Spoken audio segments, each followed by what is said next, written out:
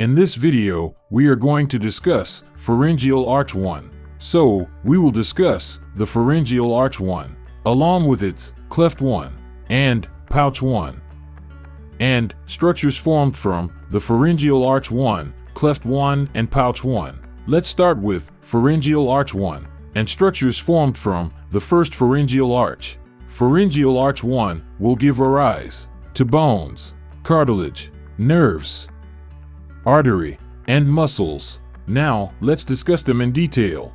Blood supply, given rise from Pharyngeal Arch 1, is maxillary artery. Sir, I do remember this.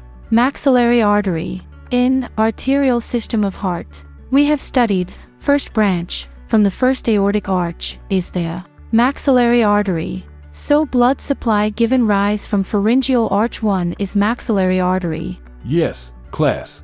Now, nerves, given rise from Pharyngeal Arch 1, are maxillary and mandibular branches of cranial nerve 5. Sir, fifth cranial nerve is trigeminal nerve. Next are the muscles. So, muscles given rise from Pharyngeal Arch 1 are muscles of mastication, anterior belly of digastric, mylohyoid, tensor veli palatini, and tensor tympani. Now, bones, given rise from Pharyngeal Arch 1, are incus and malleus, which are in the ear. Other bones, given rise from Pharyngeal Arch 1, are maxilla, which is below the maxillary nerve, and mandible, which is below the mandibular nerve.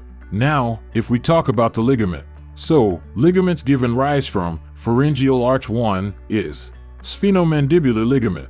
Now, ectoderm and endoderm from this Pharyngeal Arch 1 also form the mucous membrane and glands on the anterior 2/3 of the tongue. Sir, I will make mnemonics for structures formed from the first pharyngeal arch. So, we could memorize such difficult structures. So, let's discuss mnemonics for structures formed from the first pharyngeal arch. Remember that there is a massive list of artery given rise from first pharyngeal arch is maxillary artery, M4 maxillary. Next are the nerves. So, nerves given rise from first pharyngeal arch are maxillary and mandibular. So, M4 maxillary and M4 mandibula. Next are the cartilages. So, cartilages given rise from first pharyngeal arch are mandible, sphenomandibular ligaments, middle ear bones, which include malleus and incus.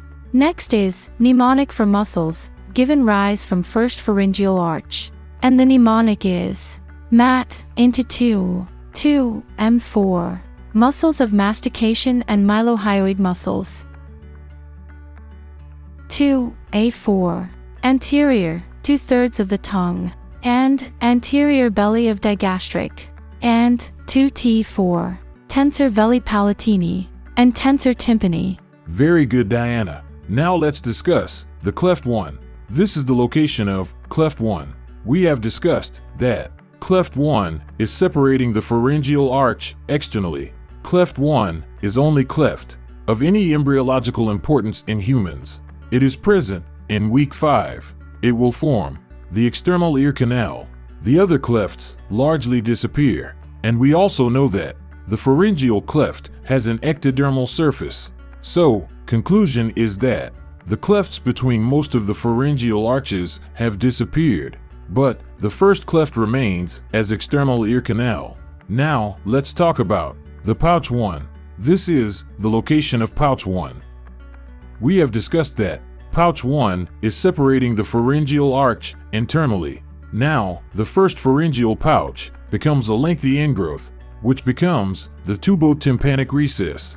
Sir, is tubotympanic recess or tympanic membrane same? Yes. Now, with other pharyngeal structures, this will form the pharyngotympanic tube. Sir, is pharyngotympanic tube and eustachian tube same? Yes. We have also discussed that the pharyngeal pouch has an endodermal surface. Now, before moving to dysmorphologies, let's sum up all we have discussed.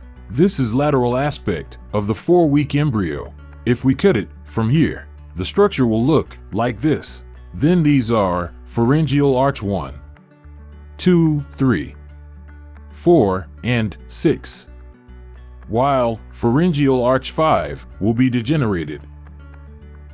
Now, you need to remember 3 structure: the pharyngeal arch, pouch, and the cleft. Only cleft 1 is important. It will form the external ear canal. The other clefts largely disappear. Then there is pouch 1. Remember that it will give way to the tympanic membrane, and then it elongates to eustachian tube. Then if we talk about the structures formed from the first pharyngeal arch, remember them using these mnemonics. Now, let's discuss the dysmorphologies. Sir, why dysmorphologies arise? That's a very good question. Reason for these dysmorphologies is failure of neural crest cells to migrate into the arches. This failure of migration can affect any of the structures that arise from Pharyngeal Arch 1.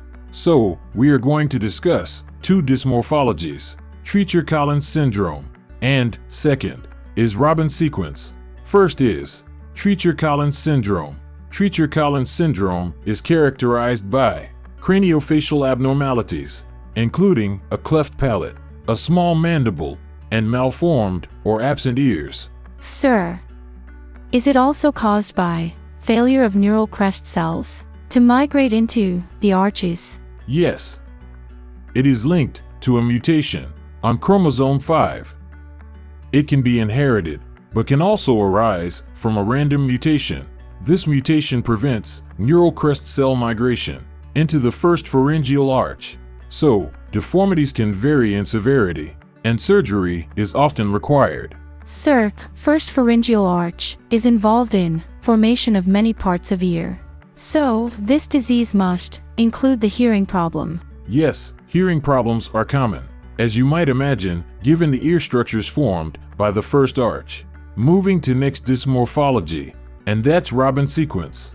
Robin sequence is also characterized by facial abnormalities, but is a sequence of events rather than a genetic abnormality, and its cause is not completely understood. Sir, how Robin sequence is a sequence of events? Sequences are cascades of events. It means A leads to B, and B leads to C, and C leads to D. So, this is typical Robin facies with micrognathia. Micrognathia is when the lower is smaller than normal. In some cases, this can cause problems with feeding, breathing, and sleeping. So in case of Robin sequence, hypoplastic mandible, that causes glossoptosis. That causes tongue obstructs palatal fusion. And then U-shaped palate. The events are occurring in a sequence, such as A, B, C, and then D. That's why it is called as Robin sequence. In our upcoming video, we will delve into an intriguing topic that is the Pharyngeal Arch 2. Building upon the knowledge we have previously shared, this next installment will provide a comprehensive exploration of this particular developmental structure. The pharyngeal arches, a series of arch-like structures in the early embryo, play a fundamental role in the formation of various structures in the head and neck region. Pharyngeal Arch 2, specifically, holds its own significance in this complex developmental process. By dedicating an entire video to this arch, we aim to unravel its intricate details and shed light on its crucial contributions to embryonic development. Join us as we embark on this captivating journey, delving into the depths of Pharyngeal Arch 2 and unraveling its remarkable role in shaping the anatomy of the head and neck. Watch our medical videos anytime and anywhere. Download sqadia.com app now.